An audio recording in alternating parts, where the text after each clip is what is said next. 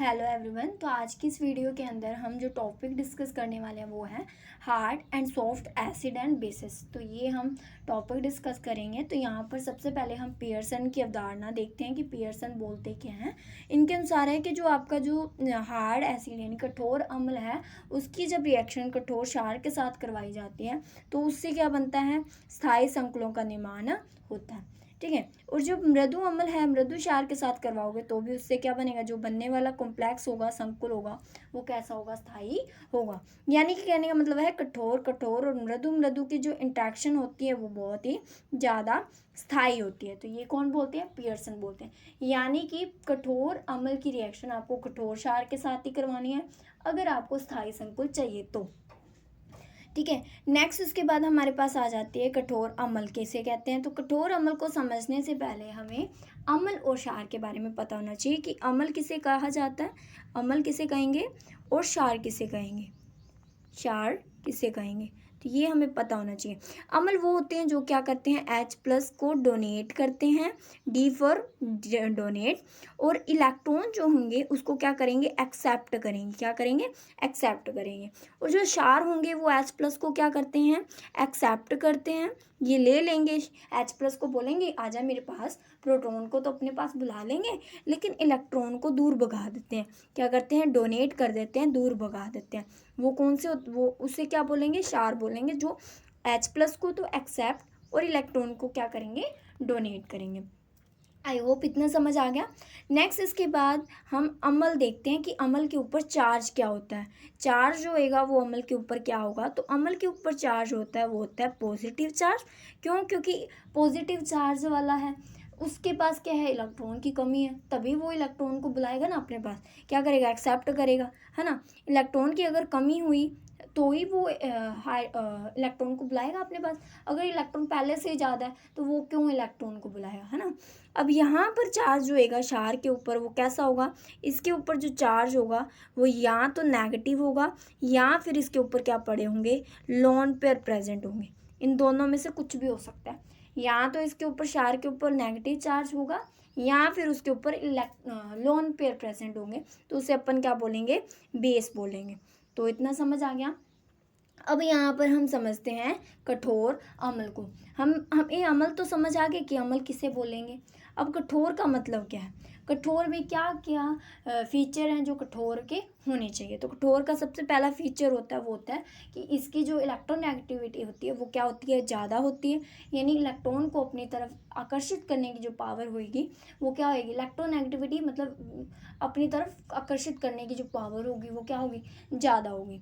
ठीक है। दूसरी है इसकी जो ध्रुवणता होती है वो क्या होती है, कम होती है। ध्रुवणता क्या होती है, कम होती है। यानी कि इनके जो बाह्यतम कोश के जो इलेक्ट्रॉन है वो क्या होते हैं, बहुत ही कम ध्रुवित होंगे। ठीक है। दूसरा आयन है उससे क्या होंगे, बहुत ही कम ध्रुवित होते हैं बाहरी कक्षक के इलेक्ट्रॉन। थर्ड है इसका कठोर अम्ल जो होते हैं इनका साइज क्या होता है, वो बहुत ही छोटा होता है। साइज जो होगा वो इनका क्या होगा, छोटा होगा, तो उसे हम क्या बोलेंगे, कठोर अम्ल बोलेंगे। फिर इसके बाद आ जाते हैं इसके एग्जाम्पल कौन कौन से हैं। तो इसके एग्जाम्पल जो हैं, पहले वर्ग के जितने भी आप फर्स्ट ग्रुप के जितने भी धनायन हैं वो सारे के सारे कठोर अम्ल हैं।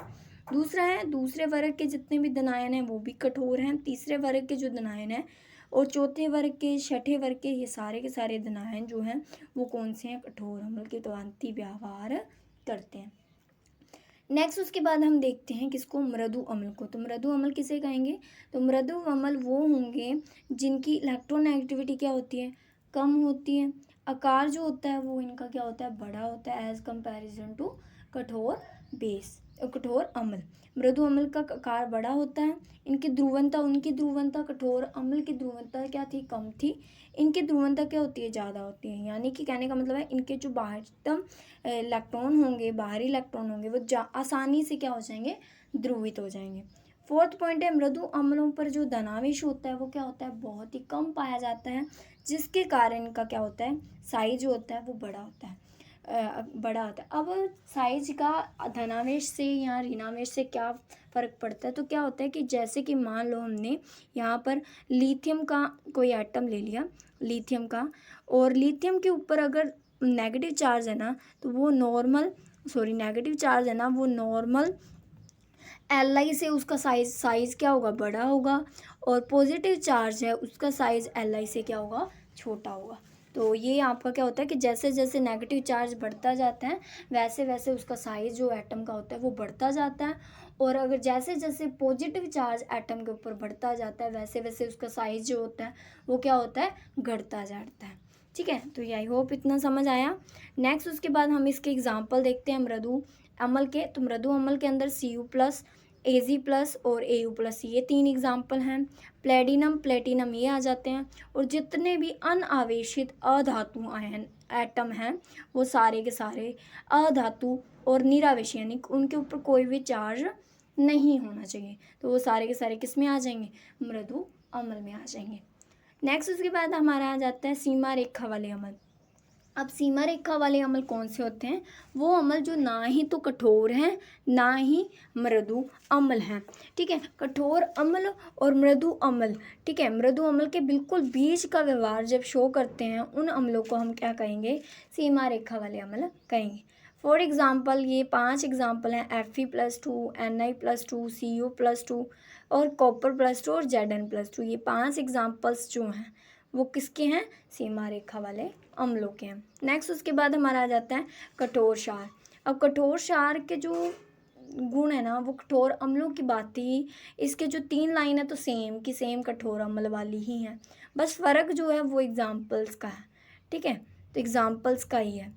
ठीक है, और जैसे कि हमने कठोर अम्ल में देखा था इसमें ध्रुवन जो होता है वो कम होता है, इसमें भी ध्रुवन क्या होगा, कठोर क्षार में भी ध्रुवन कम होगा। इलेक्ट्रोनेगेटिविटी जो होगी वो क्या होगी, जैसे उसमें कम थी ज़्यादा थी इलेक्ट्रोनेगेटिविटी कठोर अम्ल में, वैसे ही कठोर क्षार में इलेक्ट्रोनेगेटिविटी क्या है, ज़्यादा है।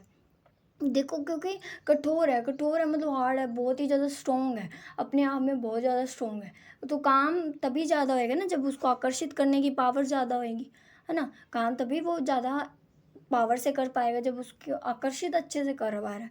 तो ये 3 सेम ही पॉइंट्स आपको याद करने हैं, बाकी एग्जाम्पल डिफरेंट है वो आपको याद रखने हैं। कौन कौन से एग्जाम्पल हैं, जैसे कि अमोनिया आ जाता है, RnH2 आ जाता है, H2O आ जाता है, ROH, ROR, फ्लोरीन क्लोरीन और कार्बोनेट, सल्फेट नाइट्रेट और फास्फेट, ये सारे के सारे एग्जाम्पल जो हैं किस में आ जाते हैं, मृदु अम्ल में कठोर क्षार में आ जाते हैं।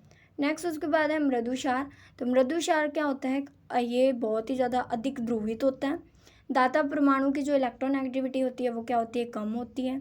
दाता पर ठीक है, और नेक्स्ट उसके बाद है मृदु क्षार का जो ऑक्सीडेशन होता है वो आसानी से हो जाता है। ऑक्सीडेशन आसानी से हो जाता है क्यों, क्योंकि ये इलेक्ट्रॉन जो होते हैं वो आसानी से दे देते हैं, इसीलिए इनका जो ऑक्सीडेशन होता है वो भी आसानी से हो जाता है। कौन कौन से एग्जाम्पल है, जैसे कि H- है, I- है, R- है, CN- है, RS- है, CH2 है, C6H6 है, और R3P3 और R3 और A5। ठीक है, तो ये सारे के सारे एग्जाम्पल जो हैं वो किसके हैं, ये R3P है, नोट P3। ठीक है, और ये सारे के सारे एग्जाम्पल किस में आ जाते हैं, मृदु क्षार में आ जाते हैं।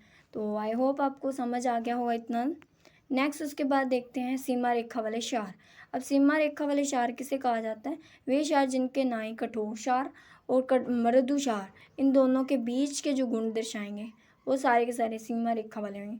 एग्जाम्पल है Br-, एनिलीन, pyridine, SO3-2 और NO2-। ठीक है, NO3- जो है वो किसका एग्जाम्पल है, वो कठोर क्षार का है, और NO2- जो है वो सीमा रेखा वाले क्षार है। ठीक है,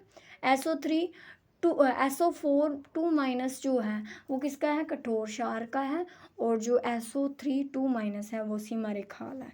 ठीक है, तो इतना समझ आया। नेक्स्ट वीडियो के अंदर आगे का जो लेक्चर होगा वो आगे का जो टॉपिक होगा वो हम कवर करेंगे, इसी चैप्टर को हम कंटिन्यू करने वाले हैं। और अगर आपको ये वीडियो अच्छा लगा हो प्लीज़ लाइक, और हमारे फर्दर न्यू वीडियोस के लिए हमारे चैनल्स को सब्सक्राइब ज़रूर करें, और बेल आइकन को दबाना ना भूलें, क्योंकि अगर वो ही नहीं दबाओगे तो ऑब्वियसली सी बात है कि आपके पास नोटिफिकेशन पहुँचेगा नहीं। और अगर नोटिफिकेशन चाहिए तो प्लीज़ उसको दबा लेना और हमारी वीडियो को शेयर ज़रूर कर देना। ओके, थैंक यू, मिलते हैं नेक्स्ट वीडियो के अंदर।